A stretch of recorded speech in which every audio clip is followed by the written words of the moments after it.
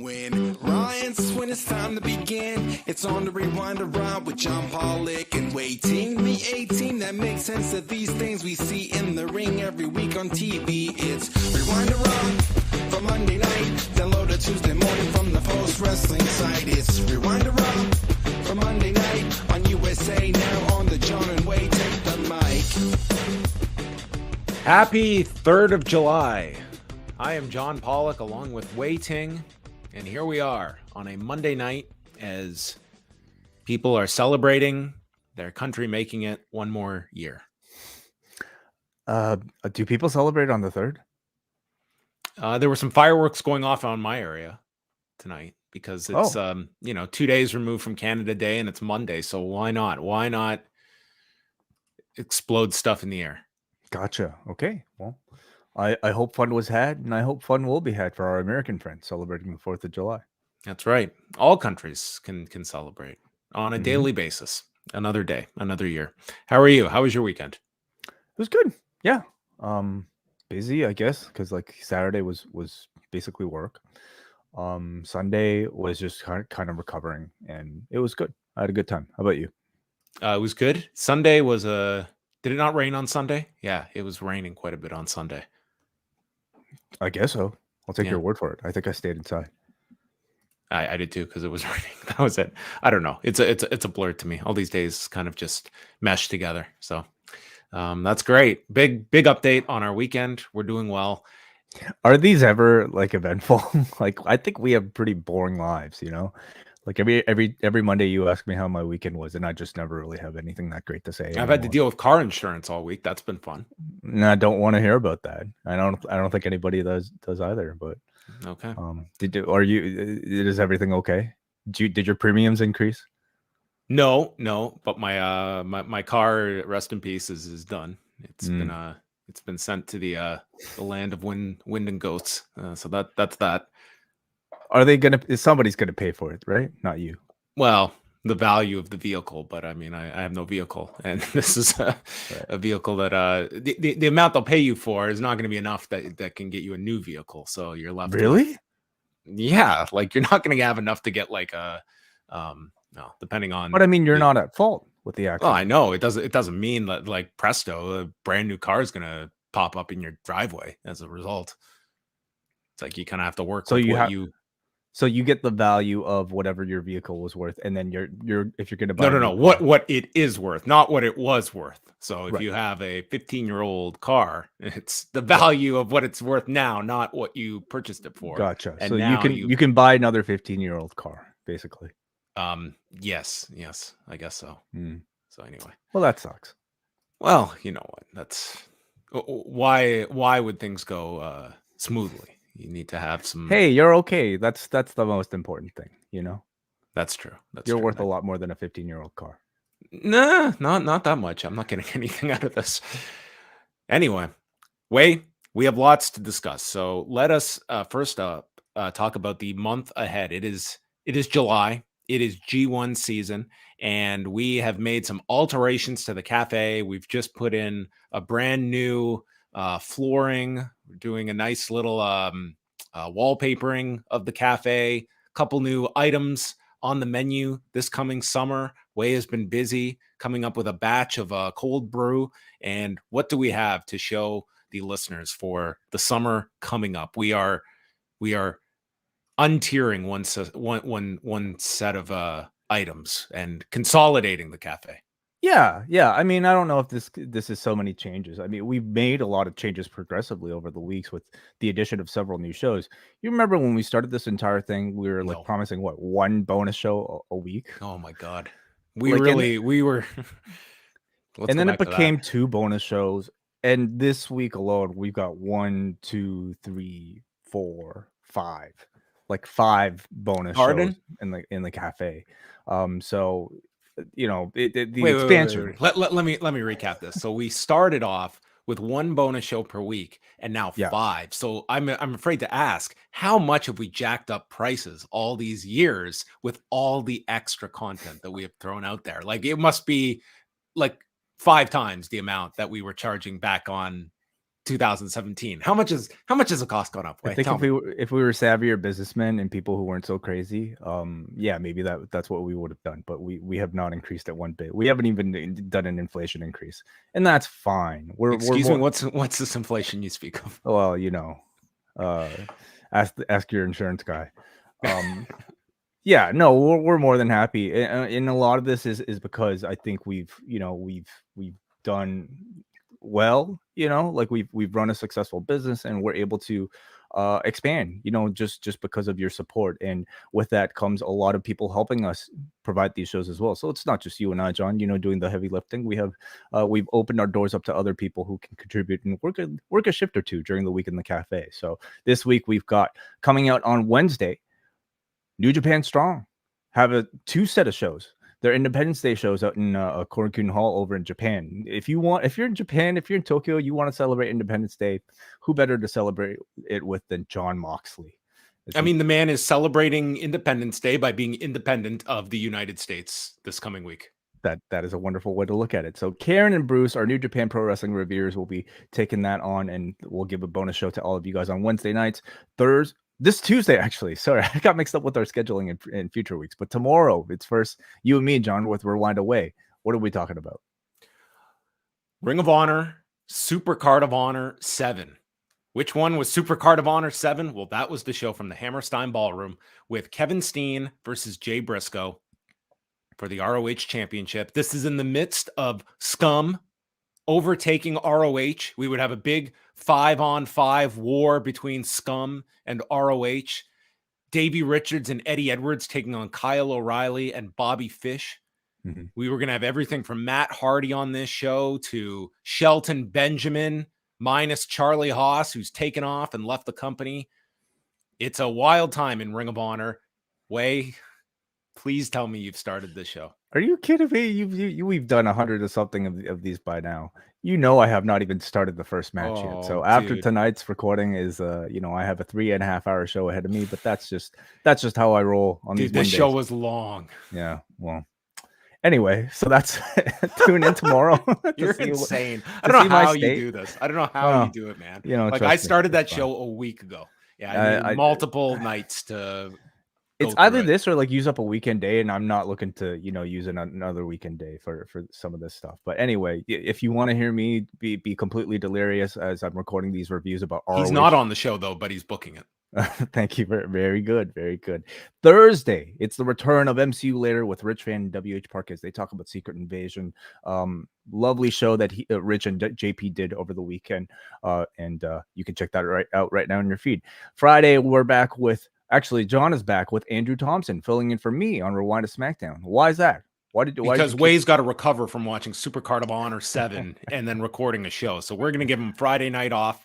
If you go to a concert, please take the TTC or walk. Do not drive. I will not be going to a concert. So thank you for that advice. And then Saturday, it is the return of Collision Course, CM Punk, Samoa Joe, Kate from Montreal, John Cena. Name a better pairing. Jimmy Bauer and Mark Nolte calling the first 2 matches from 2004. Yep, I'm expecting the white balancing to be a bit better for this one. It's a big match, the biggest in Collision history, I think we could safely say. They should make it should be a nod to that second match where it is over. They didn't white balance the cameras, so it literally, when they cut back and forth, it's 2 different canvas mats basically that you're watching. It's 5-star classic that they have, and it's just the dirt worst production. You know what's crazy is those matches. How many people would you think of all weeks would be going back to watch those? It would be this week. They are not on Honor Club. They do not have their full 2004 slate of shows. I was curious to go look, and I'm fairly certain that they're not up there. They only have 4 or 5 shows from 2004 that are up there. So I just, quick Google of Joe versus Punk. They at least have the first one of them is on the YouTube channel, but that was from years ago. So you can watch the first one. The second one is they did 3 that year. And the second one, I would say, is the big one, even though that's the 5-star. Yeah. The second one, you can find it, but not through Honor Club. Interesting. Okay. Well, It's pretty good. Trust me. Does it hold up? And will Saturday live up to it? I feel that they better have promos and do a big deal on Dynamite on Wednesday. I think they really need to build that one up. Like, they have the story, they have the history, and they should not just leave this to announcing it and then you tune in on Saturday. I feel they should really build this up on Wednesday. Don't be like me. Don't leave it till the last minute, announce it ahead of time, tell people to watch it ahead of time, maybe a few days before. But yeah, it's a rivalry of legend in Ring of Honor history, certainly the biggest rivalry in Ring of Honor history, I would say. So I hope they make a big deal out of it. But yeah, anyway, going back to the Post Wrestling Cafe, the reason why we started this entire thing, where a few changes are coming to the tiers. We have decided to take away the ice cap tier, which since the beginning of this whole thing was our merchandising tier.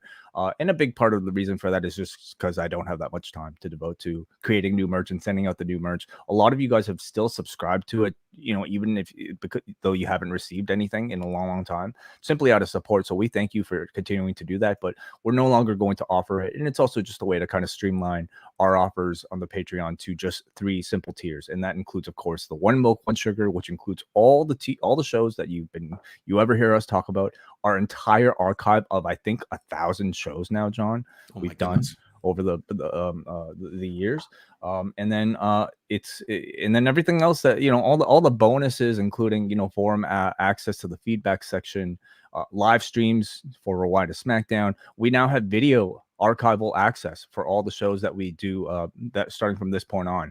So you don't have to subscribe to the YouTube if you don't like that system. Continue subscribing to the YouTube if you like this platform. But if you're simply looking for audio RSS access on your favorite podcast app, as well as video access, you can get that simply at postwrestlingcafe.com. $6 a month. Those of you who really like us and decide to subscribe to us at the double tier, and there are actually a lot of you, thank you so much. First of all, we were offering a show called Small Talk just for our double patrons. But again, due to scheduling, we have a lot more to record these days. We've been unable to record those, and therefore we've just decided to shelve that as a reward. Instead, what we're going to do is to put all of your names, including our Espresso tier patrons' names, into a new credit roll that we will be playing at the end of these particular streams on Mondays and also on Wednesdays here at youtube.com/postwrestling starting next Monday. So if you're signed up to the double or Espresso tiers, you have until Sunday night to make sure that the name that appears on your Patreon account is the name that you're happy with displayed on these sort of credit rolls. It's it's just a way that we want to show our appreciation and show our thanks while trying to fit something manageable into our schedules. So those are some of the updates, and if you want a bit more detail, you can check out the update I posted in Patreon today. Yeah, and just a heads up that with it being the month of July, if you do jump on to the Post Wrestling Cafe, it's $6. You get charged upfront, but that gives you 30 days of access to all of the bonus shows, and that will include the G1 shows that we are going to be continuing with this year. And it's going to be a combination of myself and Wai. We are also going to have Bruce Lord, Karen Peterson, WH Park, and the debuting Young Lion, Eric Marcotte, who will be in the mix for our podcast. We will have a podcast for every single individual G1 show beginning July the 15th. So your Post Wrestling Cafe access at the 1 milk, 1 sugar level gives you, is that right? Yeah, it's right. I'm just laughing because these ridiculous names have we're stuck with them now, 5 years I don't later. mind. I like it. That gives you access to all of the G1 shows as well. And we should also plug the contest is open as well for the annual G1 Climax. So postwrestling.com/G1, you can go submit all of your picks for the G1. It's free to enter. So that is open now. So get your picks in before July 15th. And then you can follow along throughout the tournament and find out how well your picks stack up. And then at the end, when Yota Tsuji wins it all, you'll be stating, man, I knew it. I nailed it. Yes. And thank you in advance, as always, to Chris Angler, the man in charge of all of these contests and pools, for tallying these. My goal is to at least beat Randobot this year, as always. So we'll see. I just made my picks at completely random. So Can we make as random picks as on Randobot. who's going to win the picks contest? That should be a separate picks. You can, sure. Who's your bet? Karen Peterson this year is going to run the I don't table. know if she's going to enter. She told me she wasn't so proud of her performance last year. So I believe in her. I don't know. Are you going to join? I don't know. I'm not sure. Oh, You're calling her out, and then you're not going to do it yourself? Come on, set an example. I'll probably join. We'll see. All right, good. All of that can be found postwrestlingcafe.com. It helps keep post wrestling going, and a lot coming up this summer. One thing that is not coming up, I do not believe we will have a UFC 290 show this coming weekend because it's just a really busy weekend. Eric is unavailable, and we've taken him over to the wrestling side of things. We've stolen him.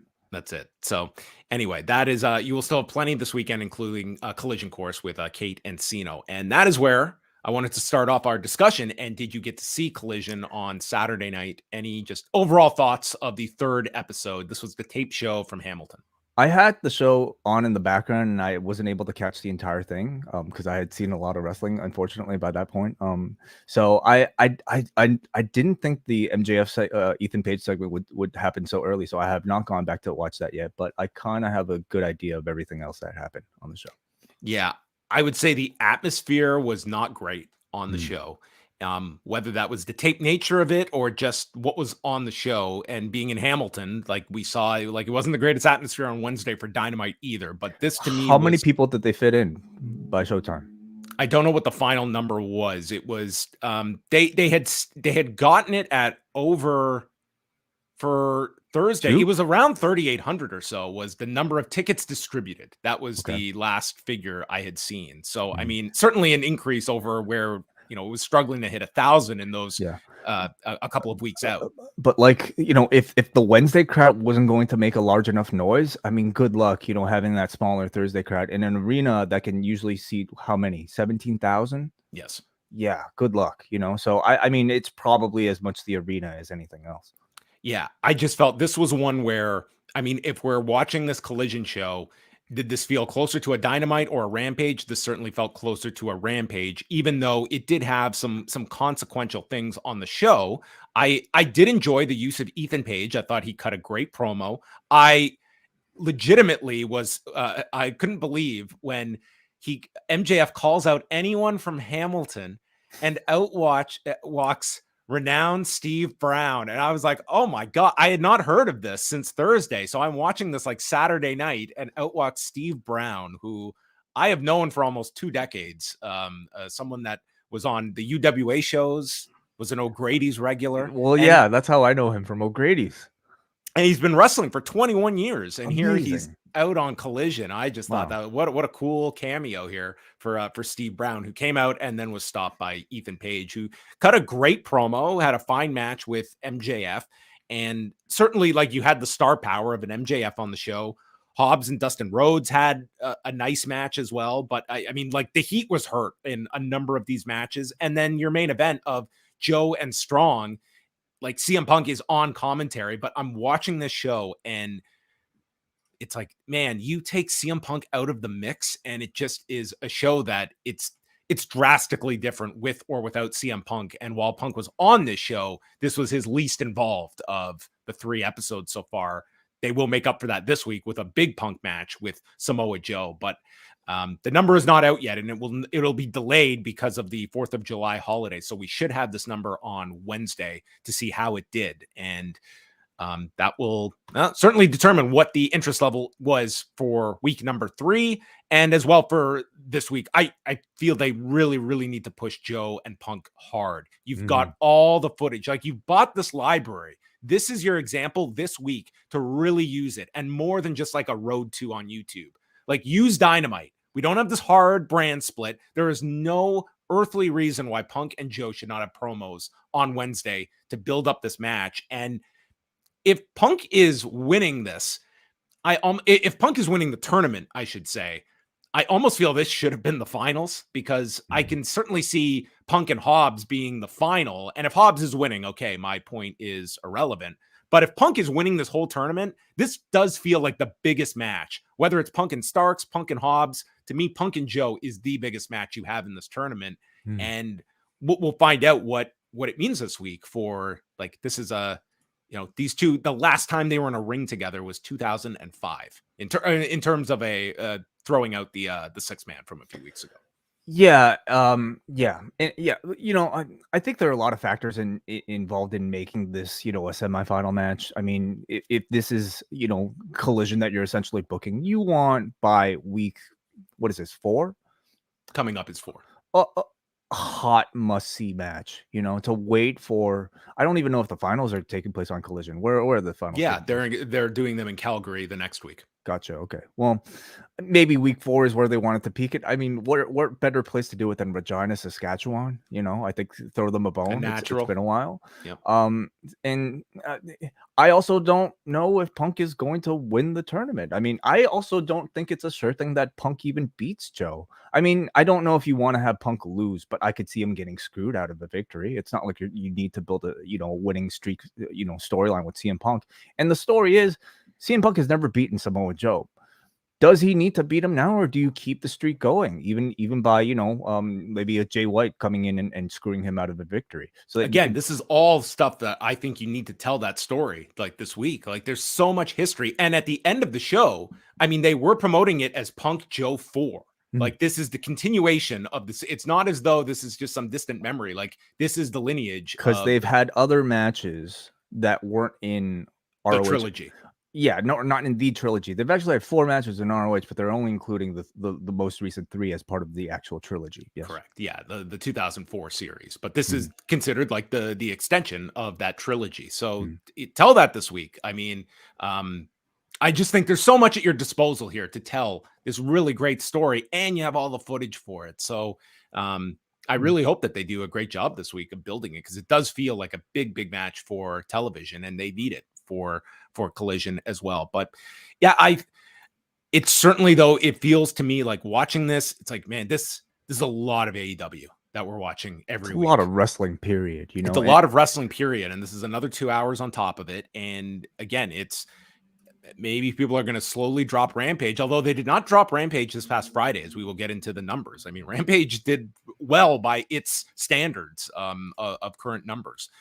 So going over to the ratings, let's actually start with Rampage, since I led us there. They did 450,000 viewers on Friday night and a 0.13 in the demo. So they were up 15% in viewers, 18% in the demo. And this was their highest number since early April. April 14th, which had that big NBA lead in. So even if you throw out that, it's like early April, their largest number. And this has been multiple weeks. They've been back in their regular slot at 10. And if you look at Brandon Thurston's quarter hours, and Brandon Thurston is essentially the source now for ratings information. We do not have rankings, but hopefully some of this will at some point become a bit more. Hopefully there's more details that emerge in the wake of Showbuzz Daily, which seems to be gone because they did not report the Friday numbers today. But regardless, this was again a good number by Rampage standards. They were up pretty significantly in 35 to 49, although in 18 to 34 they were down 20% this week. So it was a older audience. And in the quarter hour breakdown that Brandon has, this was the opening quarter that carried it. And then it's kind of subsided for the remainder of the show at a pretty, relative level for the final 3 quarters. But this was the match that they did over 500,000 viewers for this particular match. And yeah, so for Rampage, I mean, if you thought there was going to be some big drop for a show, you would think it's Rampage, but it at least was not this particular weekend. This is when you had Money in the Bank the next day, you had Collision the next day. But my God, these people wanted to see Commander and Claudio. So going against the Braden and Davey doctrine. I guess so, yeah. How does this shit make sense, dude? I don't know. Like, how does Wednesday do what it does, and then how does Friday somehow? It's a great question, because Dynamite was hurt badly last week. I mean, there was their lowest demo in 3 years, and then Rampage, a 2-month high. Like, granted, different levels we're talking about in terms of a success for these shows. You're not going to see Dynamite do a 0.13 and celebrate it, but Rampage, you will celebrate a 0.13 in its current state. So that takes us to SmackDown, which was another big winner on Friday with the Bloodline. 2,510,000 viewers, up 7%, and a 0.69 in the demo, up 14%. And this was up across the board. It was their 3rd highest audience of the year. And again, if you look at the quarter hours, it was the last segment that actually the Owens and Zayn versus Pretty Deadly match. The ending of that did very well. It was the second highest quarter, but the big winner was the final 15 minutes where they topped 2.7 million viewers and over 1 million in the 18 to 49 demo for the segment involving the bloodline leading into Money in the Bank. And that sets the table for this trial segment that they've announced for Friday, the trial of the tribal chief Roman Reigns at Madison Square Garden, which I promise you, it's going to be a really long entrance. And I could see this taking up like the last half hour of the show. And it's probably going to do a monster number this Friday. I'm looking forward to it. You know, anytime we've had a bloodline non-speaking segment, it's felt bigger than any match they can actually promote for television. Or non-physical segment. What did I say? You said non-speaking segment. Oh, sorry, non-physical segment. Yeah, that would be. Try that. Just come out and stare. We're close to that, aren't we? You know, with this type of I mean, dude, the entrance is like pretty much that. It's just watching the man walk at the smallest pace. How about a 2-hour Roman Reigns entrance? Hey, you could try anything. It's pro wrestling. Yeah. But yeah, great number for SmackDown. And those are your numbers for this past Friday. Looking ahead, tomorrow night, it is NXT, and they taped the show last week because of the 4th of July holiday. So we do know all of the matches. It'll be Damon Kemp against Eddie Thorpe in a NXT Underground match with Gable Steveson in Eddie Thorpe's corner. So it's like the joke is that Damon Kemp and Gable Steveson are brothers with different names that the audience is wink, wink aware of, but these men are different identities on the show. So in canon, they have not revealed that these two are brothers. No, they've just done, like, I know Damon Kemp really well. I can prepare you for him. But anyway, so that's Gable Stevenson's role. How are they going to explain it? Like when the inevitable reveal comes, which could happen as early as tomorrow night. Well, you see, in WWE, we have, Braun Breaker. We had Michael McGillicuddy. All these like second generation stars who have different names than their fathers, even though we acknowledge their fathers on television. So it's just how WWE works. It's like you're related, but doesn't mean you have the same name. They're brothers. What? You didn't text me. You didn't call me. So I changed my name to Kemp. Loser leaves NXT. The Creeds versus the Dyad. JC Jane against Lyra Valkyria. Tatum Paxley against Kalani Jordan.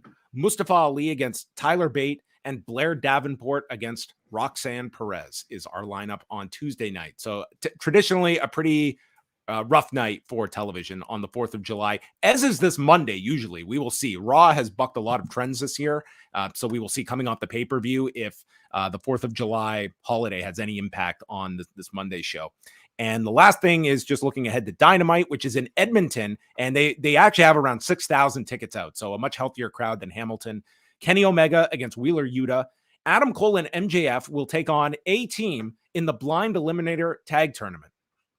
So we don't know who the team is. Yeah, we still don't have brackets, period. I mean, we know that the other one has Darby and Cassidy against Keith Lee and Swerve Strickland. So we have 3 teams in this Blind Eliminator. Maybe they should have kept all the opponents like unknown, and that's the blind aspect of this as well. We're blind. Yeah. The audience is blind. Yes. Or your head is spinning from all these tournaments that are happening. We literally have 3 tournaments going on at the moment. Excuse me. So I choked at all the the Wade couldn't even believe it when I said we're watching 3 tournaments simultaneously. The blind tournament, you've got Owen. The 2 Owens. Oh, the 2 Owens, yes. Okay. Which has Ruby Soho and Britt Baker, and we'll get a promo from Jon Moxley that obviously he's not going to be there live because he will be in Korakuen Hall where the Independence Day cards are taking place. The first one in just a couple of hours at 5:10 a.m. Eastern, which is headlined by Moxley and Homicide against El Desperado and Jun Kasai. And then the next day it is Moxley against El Desperado in a fight to the death at Korakuen Hall. Both those sound awesome. You've also got Julia versus Willow Nightingale for the New Japan Strong Championship. So I strong bet that Julia's taking that title off of her. Yeah, you've got a Tuesday show has a TJP and Francesco Akira against Clark Connors and Dan Maloney for the junior heavyweight tag titles. Goto and Yoshihashi against Gabe Kidd and Alex Coughlin for the strong openweight tag titles. Julia and Thekla against Willow Nightingale and Momo Kogo. And then you'll have the singles match the next day. Eddie Kingston and Rocky Romero against Kenta and Geto. Tom Lawler against Kosei Fujita. And then multi-man tag here with Archer, Alex Zane, Ryohei Oiwa against JR Kratos, Royce Isaacs and Jarrell Nelson, Bad Dude Tito against the DKC. So that is Tuesday's show. And it's a bundle on New Japan World. So it's $30 US and you get both shows. So they are not normal New Japan World cards. So beware if you wake up at 5 a.m. to go watch this and then you get dinged for $30 in there. But you don't need to have a New Japan World subscription to order them. I don't think so. You just, I think you can just put in your credit card info and buy it a la carte on the site. My last question before we get to Raw, how has your Twitter activity been the last couple of days? Quite honestly, it's been about the same, but I'm noticing like far fewer likes and retweets than typical, and I'm guessing that's because of the outage. Like when I use Twitter, I don't know, I'm not using it maybe as often anymore anyway.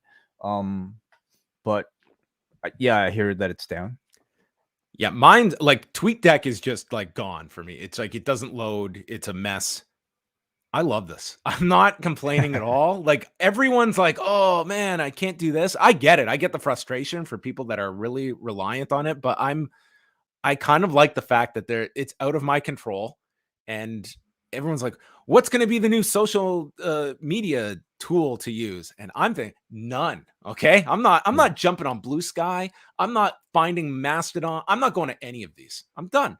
You're picking up a rotary phone and giving me a call. I'm going to call people. Okay. That's what I'm going to start doing. I'm going to start phoning people. You're going to walk to people's doors and you're going to knock just to start a casual conversation. No, just to complain about their opinion. Yeah. I mean, I can't drive to your place. So yeah, I would have to set out and walk. I'm going to need to bring a bottle of water. But yeah, I've honestly enjoyed the last few days. It's like, it's one less thing that I have to do. Like, it's nice for pushing our stuff out, but you know what? We all have to make sacrifices. I'm happy with that. Though I feel like somehow this is just going to end up with all of us on TikTok. Doing dances. Yeah, which opens us up to more problems down the road. But hey, one social media platform at a time. So anyway, that is all that's going on in the world of wrestling. Postwrestling.com is where you can go for all of the latest from Neil Flanagan, Andrew Thompson, and a growing roster at Post Wrestling. So check out all of that. And again, Wai and we will be back later this week with Rewind Away. So you can leave feedback at the forum.postwrestling.com and let us know your thoughts of Ring of Honor, Supercard of Honor from 10 years ago. Wai will let us all know this Thursday what his thoughts were after watching this episode of Raw, which took place from Baltimore at the CFG Bank Arena. Over 10,000 people at Raw on Monday night, so that's a great number for them. I mean, it's a hot product and a hot-sounding name for an arena. The CFG Bank Arena. Oh, catchy. CFGBA for short. Love it. Great. They had a graphic for Darren Drozdoff at the start of the show. And Seth Rollins began the show coming out, and he's going over Money in the Bank when he mentions SummerSlam, and Cody Rhodes interrupts him.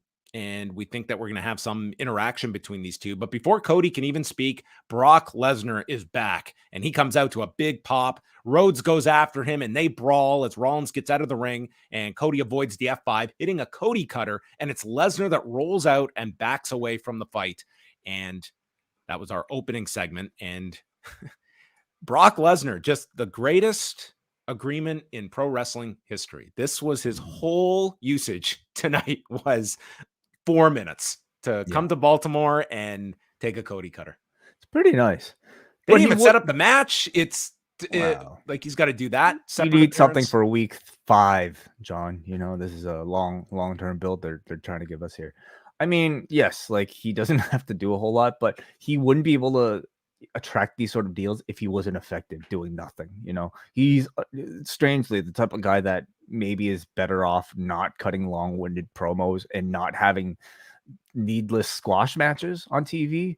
You know, like you a rare surprise Brock appearance like this coming out full of intensity, like Salabra is really all we want from him. So It works.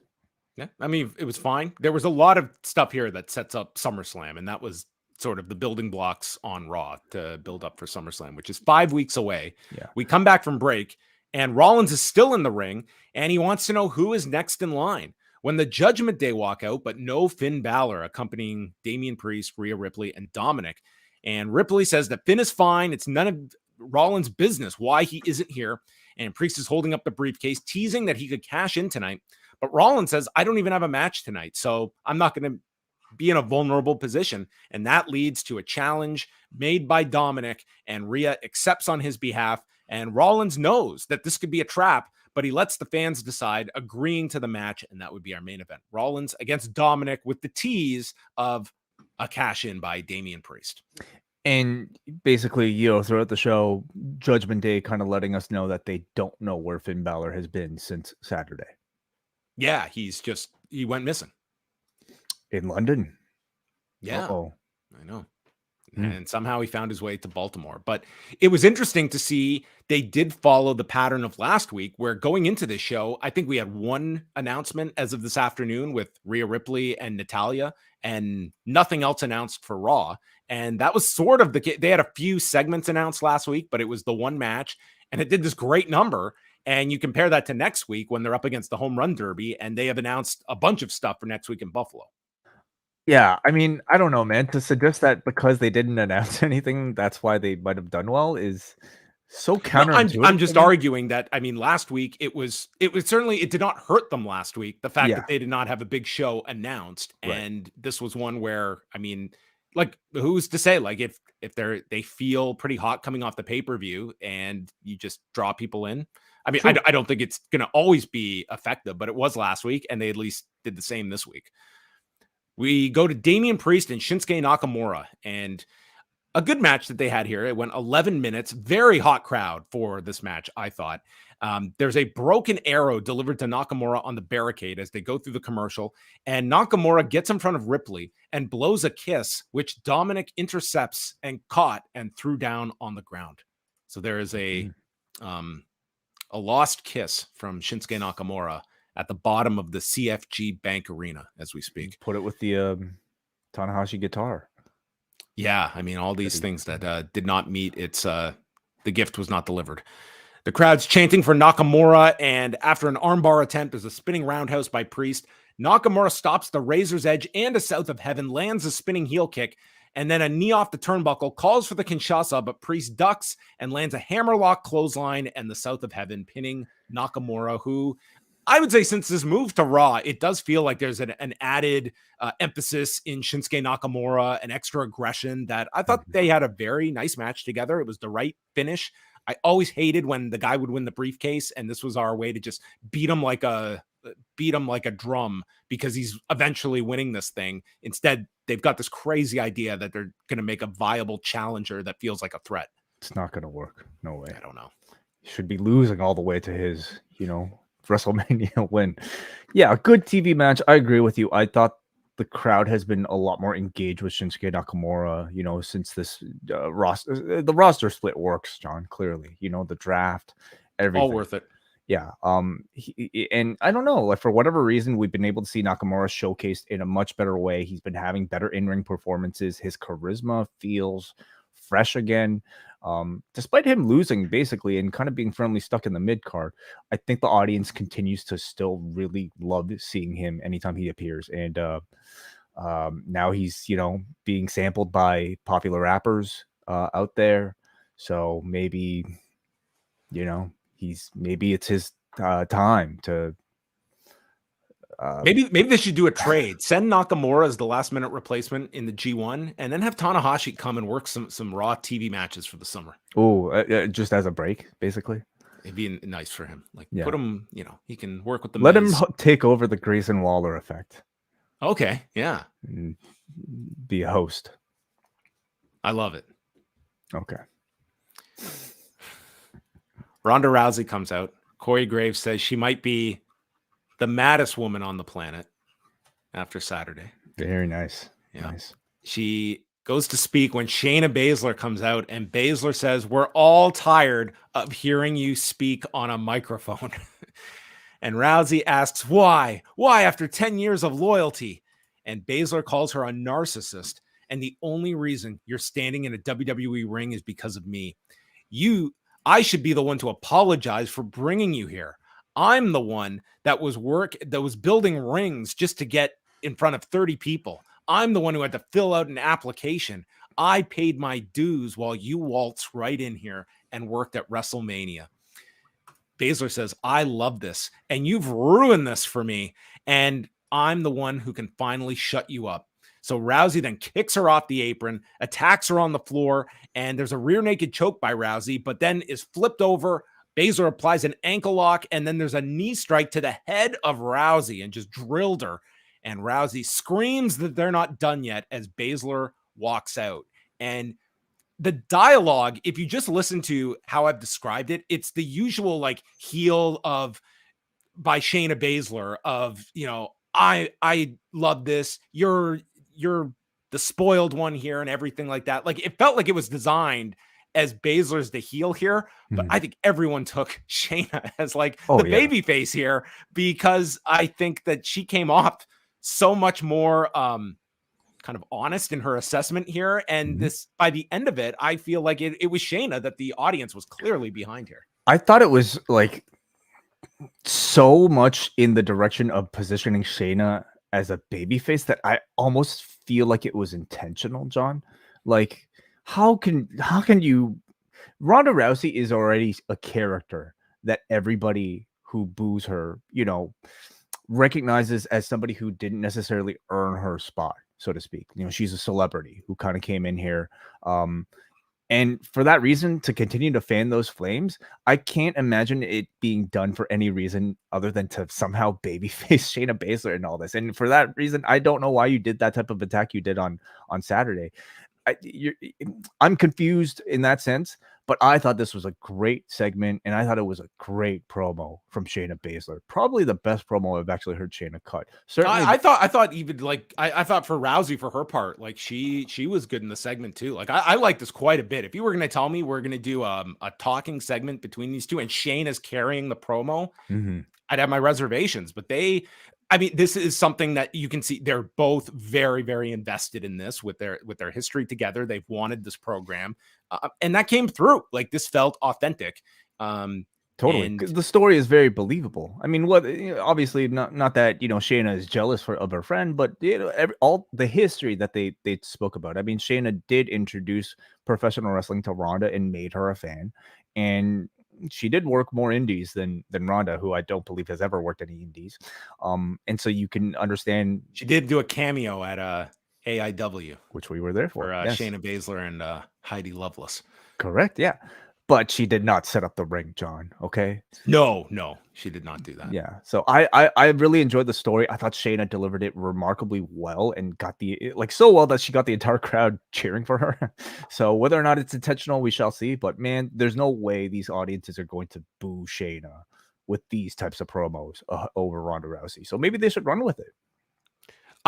Listen, if Shayna's the one sticking around, like you want to have her in sort of like the new badass, like the new shooter that Ronda, that was her role that she occupied. So I think whatever it is going into this, you want Shayna coming out almost in this role that she could go heel or babyface. And if the audience takes to her, great. We're not going to complain about that. Think of just a big badass babyface for Rhea to have as an opponent would be great. You don't need a big heel on Raw when you've got Rhea Ripley. So I think for the long term, that would suit Shayna. I certainly look at this as at least a optimistic view on Shayna, without Ronda Rousey, it is going to be a tough road for her. Well, look at her at NXT though. She didn't need Ronda Rousey there, and she was fantastic. It's a different world on the main roster. And you can argue maybe her presence has sort of been like hurt by several years now of just kind of mid-card nothingness. But, like Levesque is, somebody who I think has seen star power within her. And this could be an attempt. And certainly it's a big feud for her and presumably a big match at SummerSlam that could really elevate her to that status. I will say, I do feel it's missing sort of that connective tissue of what forced her at this moment and to throw away the tag titles. That I don't think we're going to get an explanation over. Like, you have been teaming with this woman for all this time. You have been by her side for months and months. And Saturday was the tipping point. In the middle of the match. Yeah, I completely agree. It wasn't even like an incident within the body of the match that would lead you to think that she would snap like that. I mean, there might have been some sort of suggestion of like Ronda tagging herself in for Shayna, but like it wasn't emphasized certainly by the camera work nor the announcers. So you're right. I think it would have helped if Shayna addressed the particular moment of her deciding to turn on her. But it's a rushed feud, John. Clearly. I think everyone looks at this and understands like this was something that, I mean, injuries have been, affecting it, not just like Ronda's injury, but you had Liv's injury in there that probably threw stuff into like a monkey wrench into all of this. They're taking what should be several months and it's being condensed into 5 weeks. What's the latest we've heard about Ronda Rousey's contractual status? I don't know like how long her contract is, but it would certainly seem that this is building towards SummerSlam. And then the question is like, like Dave Meltzer reported, there's a hard out for Ronda. And I had heard similar that like, I don't know when it is, but that Ronda is probably going to be taking off. I don't know if that means she comes back down the road or what. But it would seem logical that SummerSlam or somewhere around that is probably where they're going to be wrapping this up with Ronda. And hence they have to race through this and get to there. So okay. I don't know what like the date is, but that would certainly seem to be like where this is all leading to. Maxine is training with Otis and she is preparing for her first match tonight and is promising fireworks on the 4th of July. Gable calls himself a 5-star man and a 5-star coach, and she is the alpha queen, Maxine. So more to come. But first, we have the women's tag team turmoil match, where they had to find 5 women's tag teams to populate this match. And boy, this crowd went from red hot for a Shinsuke Nakamura match to dead for this turmoil match. That was the perfect word to describe this crowd for this. And you could not criticize this crowd for not being good crowd. They were a very good crowd. This was bad wrestling. This was teams that I don't think half of them recognized. It was just, and the WWE version of like, just putting a bunch of like really quick matches, one of which was just comical of like how much they had to cut out. So Chelsea Green and Sonya Deville take on Candice LeRae and Indy Hartwell. Indy Hartwell's Raw debut. She is back, and she was in a match for 91 seconds here. This was set up when Nikki Cross went to team with Candice earlier in the day, but Candice had already promised to team with Indy, so Emma walks in stating that Candice chose the wrong Australian. So we are reintroduced to Emma. No sign of Madcap. I think he's on Raw. I would assume so. Did they have a storyline? They were on SmackDown together. That's what I remember their storyline being. And they're married now, right? Are they not? Are they? Okay. I don't know. I'm not sure. Don't correct me. I don't care. Raquel and Liv Morgan are seated ringside to watch this. We had this neck breaker by LeRae over the knee of Indy that did not go smoothly. And then Candice hits a cabrata that I think was called a springboard moonsault by Kevin Patrick, which is, sure. Unprettier delivered by Candice LeRae, or delivered by Chelsea to Candice LeRae, and then a running knee by Deville. And Deville goes for the pin, but she is not the legal woman. So Chelsea has to go move Deville to pin her. This was as bad in 91 seconds as you're going to get. And Chelsea Green and Sonya Deville advance to take on, it's the dream match here for free on Raw, Nikki Cross and Emma. So Nikki jumps them, but then she tags out to check on Candice LeRae, who's selling on the floor, this Unprettier. How is she going to live? Emma might sandwich. Crowd is just totally dead for this. Deville pulls Emma off for the cover, and then they do the same deal with an Unprettier and the running knee. This one going 2 minutes and 11 seconds. So they got 40 seconds longer than the previous match. That brings in Dana Brooke and Tegan Nox. Finally, Dana and Tegan getting some showcase here. I mean, this is certainly Tegan, Tegan's debut on Raw, is it not? And is it Dana's like return? Yeah, this is her return from NXT. Yeah, even though she'll be on NXT tomorrow. Right. Okay. So this was the best. Tegan Knox and Dana Brooke hit running baseball slide drop kicks, and we go to commercial break.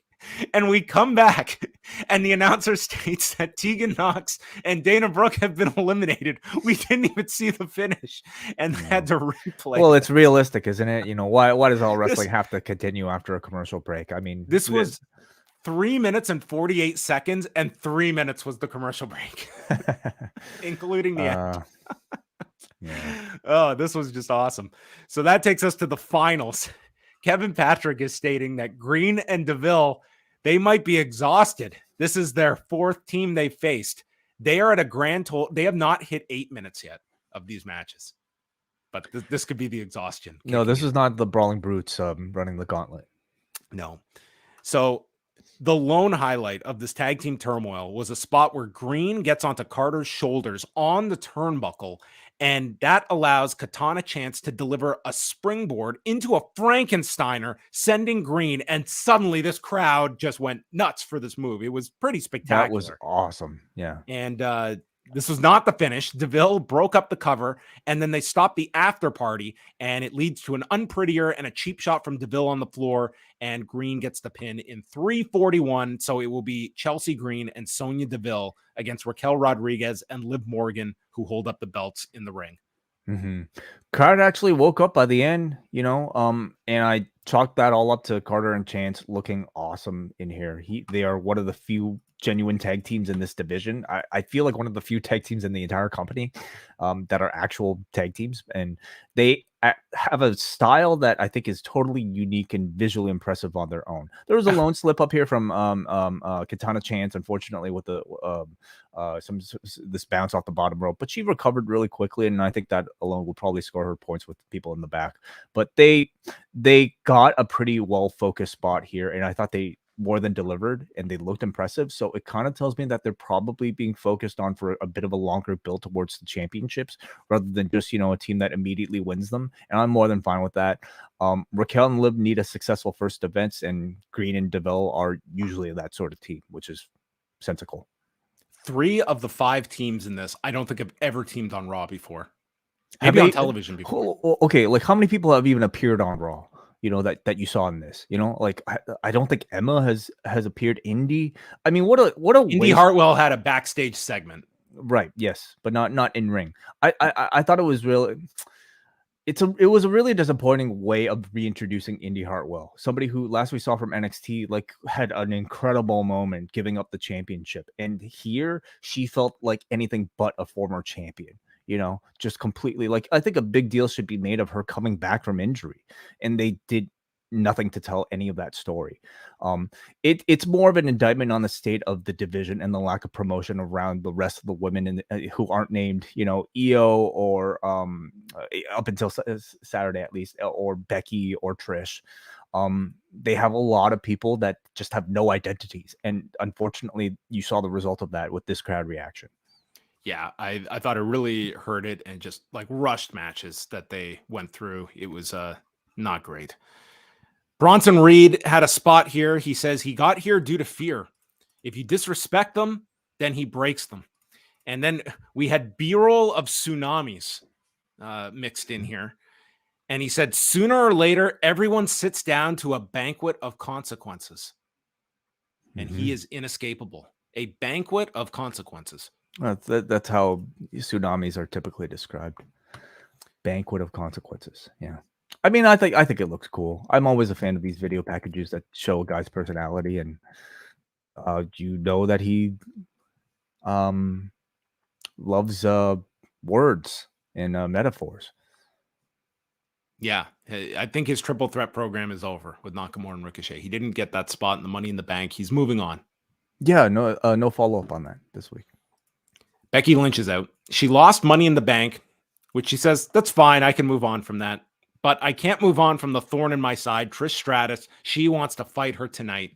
And Trish walks out with Zoe Stark and reveals her broken face. And we get the return of Trish Stratus's nose guard. Did she do? Oh, you're right. She did do this. Like, oh my God, back during the heel run. Perfect. So she, this is going back like 19 years. So this was the spot, like the ladder tip spot. And you could see afterwards, like her nose was like busted up in the match. So how perfect. She says she's still prettier than everyone in this crowd who need masks to hide their ugliness. And she can't face Becky tonight because she's not medically cleared because Becky broke her face. So instead, Becky wants Zoe Stark. Trish explains no one is better than me. One day, Zoe might be better due to my tutelage, but I am the greatest of all time. And Becky says how Trish couldn't beat her on her own. She needed Zoe's help, and therefore Becky is the greatest of all time. So Trish, she says, is only here to get some publicity for her game show or a magazine that she paid to get on the cover of. Why are you still here if you don't want to fight me? And Trish explains she is the face of the women's division. She made it relevant, and you tried to break the face of the actual face of the division. And says she has to leave because she has a medical appointment and has to get out of Baltimore, or should I say, Balta-less. This crowd was not amused by this line. And next week, Becky can get her hands on Zoe Stark. What a lovely callback. Here's a photo of the original. That's right. So this is a good lead up. I mean, I think we're all assuming we're in the direction of Becky and Trish at SummerSlam, and Becky getting her hands on Trish at SummerSlam. And that's probably the wrap up here, and takes off the face mask. Yeah, I thought Becky sounded great in this. Great lines, great fire.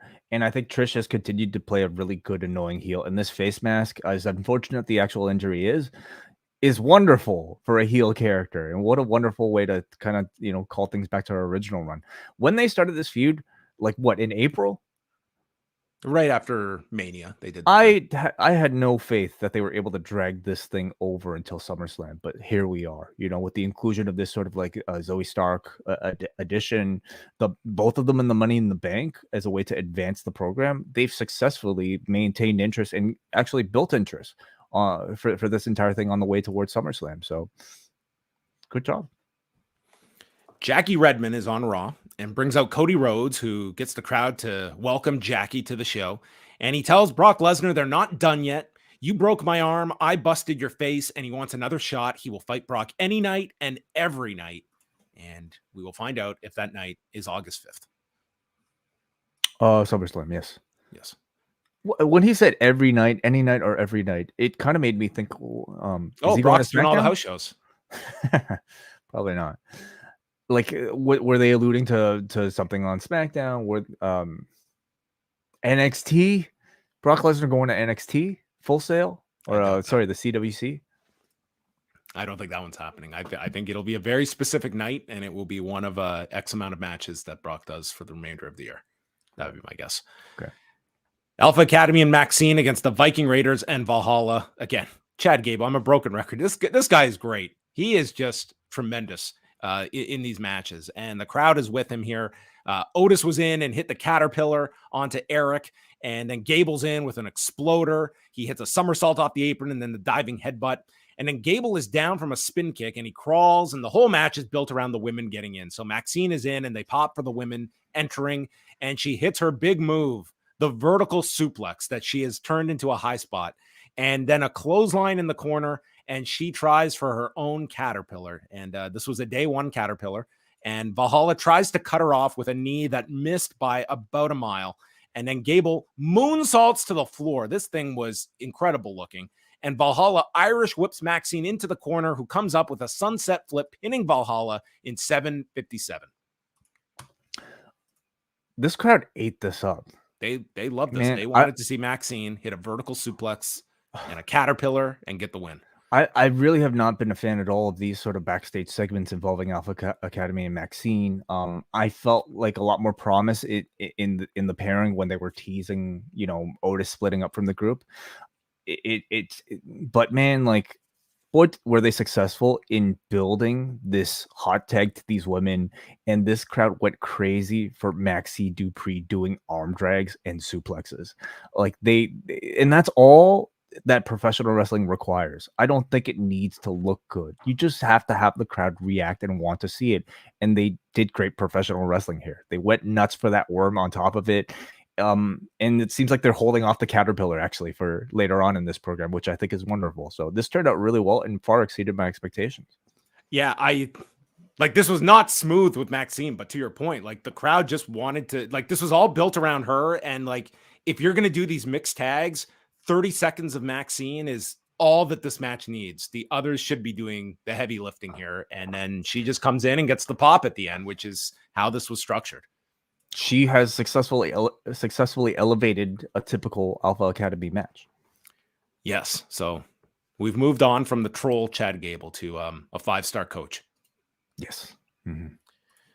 They replayed the Ricochet Logan Paul spot from the Money in the Bank with the one-man Spanish fly through the table, and then footage of them fighting backstage after Money in the Bank. So Redmond interviews Ricochet, who says that Logan Paul can hang, and he respects him for that, but he cannot respect him getting into his face after the match. So challenges him to show up next week and go face-to-face with Ricochet in Buffalo.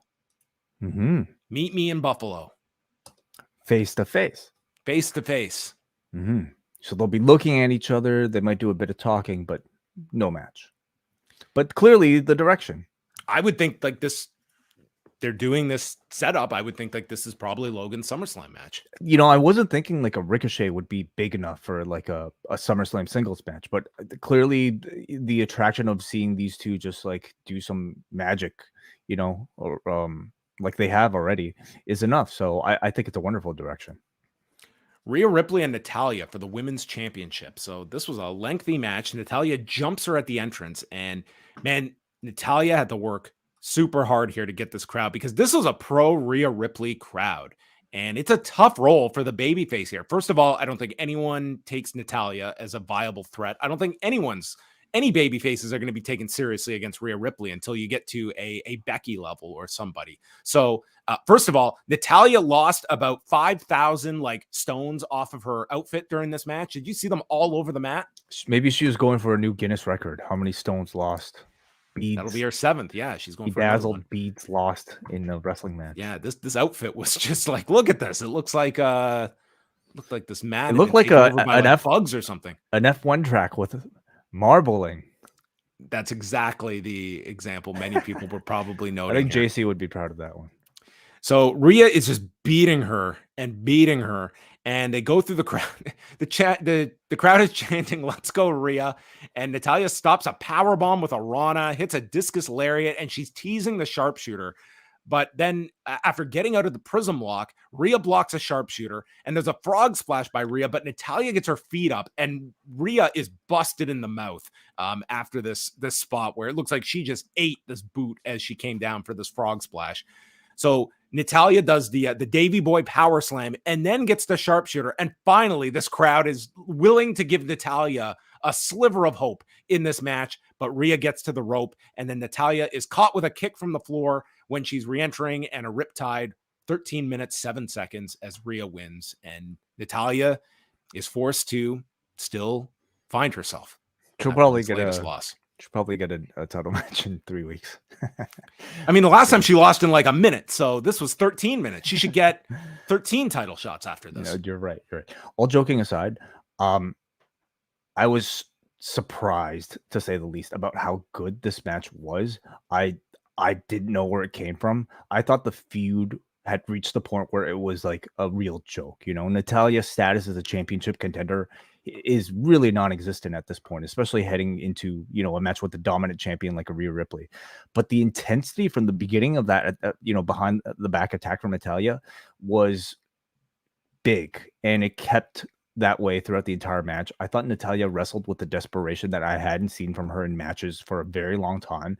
She fought as if, like, you know, she was like facing like M. Bison on extra hard difficulty, and somehow, like, you know, hit a big move. It got Bison down to like 1% life. You know, remember, you ever like, you know, face somebody and then like it's like this much left of life, and you're just desperate to get that like one more Hadoken in. Anyway, that's how Natalya wrestled here. And Rhea, I thought, was outstanding as well in this scenario. Her offense is both unique and it looks very legit. Her kicks and headbutts with the body scissors in the corner, that was awesome. But it's her monster heel charisma that I thought totally shone through here, especially against, you know, an overachieving underdog like Natalya. I would go as far as to say this was a pay-per-view quality match, and they had the tough task of trying to win this crowd into believing that Natalya could actually beat Rhea Ripley for the championship. And I feel like they got there for some of those. By the sharpshooter at the end, like it was a hard crowd to win over here. Like it was a match that I think this audience was expecting it to go a minute or two. And to go 13, you had to do some work here. I thought it was way better than I was expecting it to be. Well, Rhea continues the attack, so Liv and Raquel run down for the save, but the emphasis was on Raquel and Rhea, with Raquel staring down Rhea, and that would seem to be where they're going with this. Well, it's kind of odd timing, isn't it, with Raquel with the tag team championship? So you don't have any other baby faces, though. Like Becky is tied up, and you need a babyface challenger for Rhea Ripley, and Raquel becomes that person probably by default. I guess so. Or do you not pair Rhea with another person to go for the tag team titles? It's weird having not as big of a match, I guess. Well, it's also Rhea, like she's just not that character that I see picking up a partner, nor is Raquel and Liv against Chelsea Green and Sonya Deville a pay-per-view match. Like I don't even know if those tag titles are a SummerSlam program. Right. Like Raquel, it would be a bigger deal for her to face Rhea at SummerSlam if that's where they go. Ciampa cut a promo about confronting Miz face-to-face while Miz was a coward, attacking him from behind.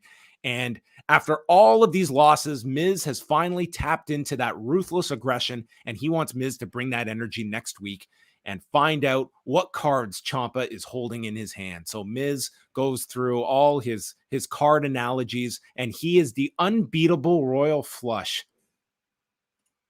This guy just having a task to, like, how can I have the dumbest t-shirts, the massive balls, the unbeatable Royal Flush? I think that one would be a bit cooler than the "My balls are awesome" t-shirt. You don't think they'll get to a toilet joke within like 2 seconds of him anointing himself the unbeatable Royal Flush? Maybe. I think we're getting serious Miz now, though. You know, like Ciampa said, he's unlocked something within the Miz, the ruthless aggression Miz. And you even got the Miz here ending his promo with a line that I don't think he uses too often anymore. He said, the last person to call me a coward is gone. And who's that? Danielson. Oh, okay. Yeah. I wasn't sure because a lot of people that have... I'm sure there's more that have called him a coward, but that's... Was he talking about John Morrison? Was it Alex Riley? You know, it could be all these people. Yeah. I'm sure he's been called a coward many a time. All those that crossed him are gone, and he's feeling better than ever. So next week, they're going to have a no DQ match, and he wants the best version of Ciampa because you'll get the best version of The Miz, and you're going to put respect on my name. All right, let's see. You're going to put respect on Tiny Balls. Sure. I don't know. I feel like this is, him telling us that you're not going to get any ball jokes next week, okay? You're going to get old school Miz. Old school Miz? What's old school Miz? Well, he's going to shave Real his world Miz? Head in a faux hawk, and Alex Riley's going to show up, just like Baron Corbin had his, Lake of Reincarnation this past week. Maybe we'll get it with the Miz. They recap the Bloodline story and then plug the trial for Friday. Ripley is backstage and runs into Io Sky, who holds up the briefcase. Rhea warns her it'll be the biggest mistake of your life. And then Dom and Priest appear, and she complains about Raquel and Liv getting involved in her business, warning Raquel not to do so again. Matt Riddle and Giovanni Vinci went a whole minute 40. Riddle's ankle is taped, so Vinci attacks the ankle, hits a rolling fireman's carry and a moonsault off the middle turnbuckle. Vinci was using every second for what it was worth here on television. And then a final flash knee. Vinci stops the Bro Derek into the ankle lock, but Riddle rolls him up for the pinfall. And then as Kaiser and Vinci attack, in comes Big Brother Drew for the save with a Glasgow kiss, final flash knee, and then a Claymore onto Vinci as Drew stares down Gunther. And backstage, Drew and Riddle, they're new best friends now. They're going to tag next week against Imperium, but first they're going out for pints. Yes, and for Baltimore Jimmy's. At Jimmy's, sure. This felt like, so Matt Riddle basically like shows up in the back and thanks Drew for finally saving him because he's been getting beaten up by Imperial for weeks. It felt very much like a direct shot at Owens and Zayn, who haven't done shit for this poor guy. Yeah, and they weren't on the show tonight. Yeah, they're like, screw this guy. Like, we had our time in the press box. We had, we're going to take an extra few days off. I mean, this poor Riddle has been begging for a group of friends ever since Randy Orton has left him. And Owens and Zayn clearly are not the pair. So thankfully, Drew has agreed. Let's hope Riddle doesn't screw things up over these pints at Jimmy's and annoys Drew so that he takes off. But, he's giving him a chance this week. Maybe the problem isn't everyone else. Maybe the problem is Riddle. I would say so, yeah. Well, we'll see over the next weeks if these two are paired at the hip, if Riddle screws up on live television and calls him Randy by mistake. Because that's essentially the role Drew is now playing. Next week in Buffalo, pack up the car because it's Becky Lynch against Zoe Stark, Drew and Riddle against Imperium, the no DQ match with Miz and Ciampa, and the face-to-face Logan Paul and Ricochet. You want to head over? Drive down the QEW? No, I'm going to watch this show from here. That's my plan. Okay. You going to go? I need a ride. Yeah, I guess we'd be taking my car, but yeah. Seth Rollins against Dominik Mysterio is the main event. We come back after the break. It's Rollins hitting the Three Amigos, and Rhea distracts the referee. Priest then shoves Rollins off the top, allowing Dom to hit 2 frog splashes. Crowd is all over Dominik, and Rollins comes back with running forearms, elbow to the back, and goes for the stomp when Priest runs in and just hits the South of Heaven for the DQ at 9:46. This was like one of those really groan-inducing DQs, but it was done for the reason of setting up like the tease. And I think people were more forgiving of this because the idea was, well, you might get a cash in. There's a reason for Priest to do this. The whole story of the match was not Dom winning the match. It was Dom weakening Rollins. Seth enough up. And they showed this off by having Dom execute multiple frog splashes without going for the pin. I actually liked the story of the match a lot. For the story, it totally like made sense for this. I thought this was like a proper utilization of a DQ to advance this story. So they're teasing the cash in as Damian is running Rollins, attacking his ribs, throws him into the desk, hits a flatliner. And then as he goes through the razor's edge, Rollins avoids it, hitting a super kick when Dom attacks with the briefcase and runs Rollins into the steps. So Dominik passes the briefcase over to Priest and they're telling him to go for it. When all of a sudden, Balor runs into the ring out of nowhere and knocks Rollins, who runs into Priest, knocking him off the apron. And then Balor continues his attack on Rollins and gets into an argument with Priest on the apron that gives the opening for Rollins to escape. Dom runs after him and is hit with a pedigree, so the Judgment Day's plan is foiled, and we go off the air with Rollins having to point to his head to emphasize outsmarting someone, and the Judgment Day is yelling at one another, each stating that they would have been champion if it wasn't for the other. And the guy, amazingly, who was the most angry of everyone was this referee. Well, he's trying to keep order here, all these people. I thought this closing scene was wonderful. I mean, part of the value of having somebody with the Money in the Bank is that you could do these sort of dramatic teases, and they usually calm these down after perhaps the first week, but the first week you need to emphasize that, hey, Damian Priest has the Money in the Bank and he can cash this thing in at any moment. And I thought they did a great job here of using it, teasing it, making the entire crowd excited of a possible cash in, and then ultimately using it to further this Damian Priest Finn Balor feud, which I think has been built up well starting from Saturday over here onto Monday. And poor Dominik Mysterio here, trying to stop his parents from fighting. Nobody wants to see Dom upset. So really well I've already lost one father. Oh, goodness. Really well done storytelling, and I thought a really good closing scene here. I have no idea what the championship picture is for SummerSlam, but watching this and given the lack of challengers that they have, I could see a triple threat here with Priest, Balor, Rollins, and you have the tension between Priest and Balor. Now, yes, it does kind of not make sense with Priest having the briefcase, but this is his chance to be in a match. And is he going to help Balor win the match, or is he going to be out for himself? I don't see what else Rollins has set up for him of your challengers. Like an Owens or a Zayn in there doesn't really feel like it makes sense. And then you've got Drew set up with Gunther. Like Riddle's not going to be in that spot. Like who else, if not this is who Rollins is tied to at the moment. Yeah, I mean, outside of maybe Priest challenging for a championship, even though he's got the briefcase, not necessarily making sense. That's something they could certainly do. I'm sensing more likely that you're getting Priest versus Balor as a singles, and then maybe Rollins. Honestly, Seth Rollins is the type of wrestler you could pair with anybody who's a good wrestler. I think, The Miz. Sure, yeah, Johnny Gargano, Rhino. From Detroit. Well, from there in Detroit, you put a hometown wrestler there. Alex Shelley could come over from Impact, and you're going to be watching Rhino in a few hours. Yes, I will be. So let's wrap this up then.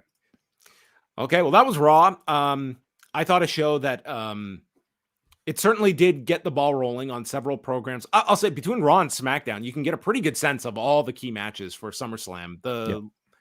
Whatever Rollins is going to end up doing, like he feels involved with Judgment Day in some form or fashion. But I mean, for a lot of the key people, I think you can get a good sense of where we're going. And that's 5 weeks out. It's good to kind of know the directions, even though the matches haven't been announced yet. So fine follow-up to the show. There was some bad stuff on this show, but there was also, I thought it was a lively crowd for certain segments, and I would say for the stories that are clicking, it was a positive. Rousey and Baszler certainly overachieved in that segment, and the tag team turmoil is best left forgotten.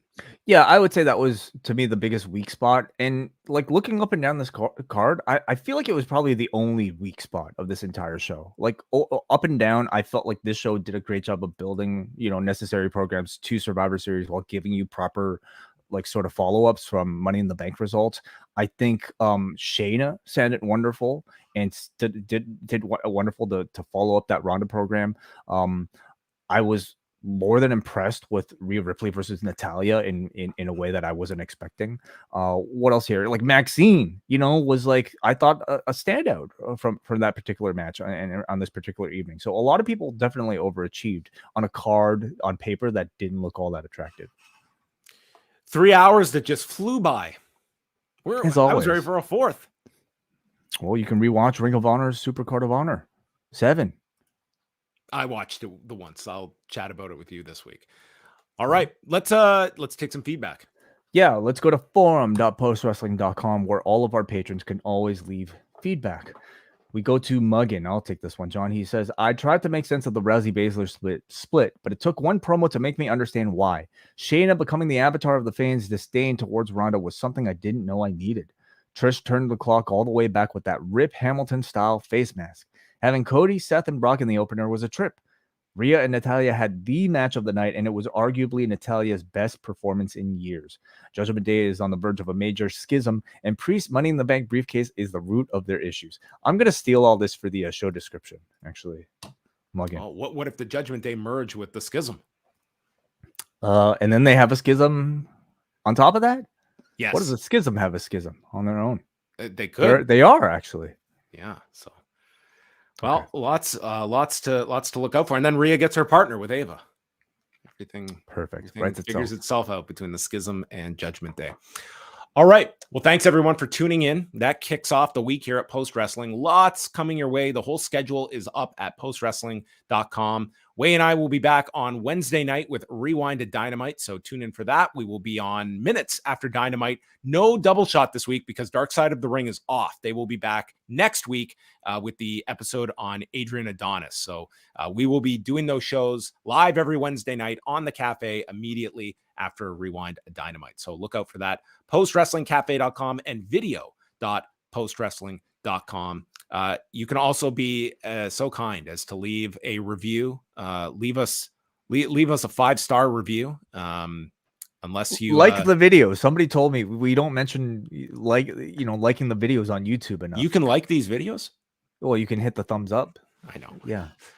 Do that. Do everything. Like finish the show and there's a button, sit down at your computer and just spend 20 minutes pumping up everything that we do. If there's a button on the video, thumbs up. Subscribe to the video, sign up for the cafe. Notification bell, hit the save to watch later button. Write me an email. Right click and enlarge, whatever. Just hit every button. That's it. What else? Don't send me messages on Instagram privately because I don't read them. So every couple of months I look and it seems to be urgent concern, and it's not. I don't check. It happens. Yeah. I can't follow all this stuff. There's way too much. Everyone can you can call me. And your phone number is? I was going to start and read your number, but I won't do that. Oh. All right, that's it. Time to go. Wai's got a long night ahead of him. Super Card of Honor. Man's out of his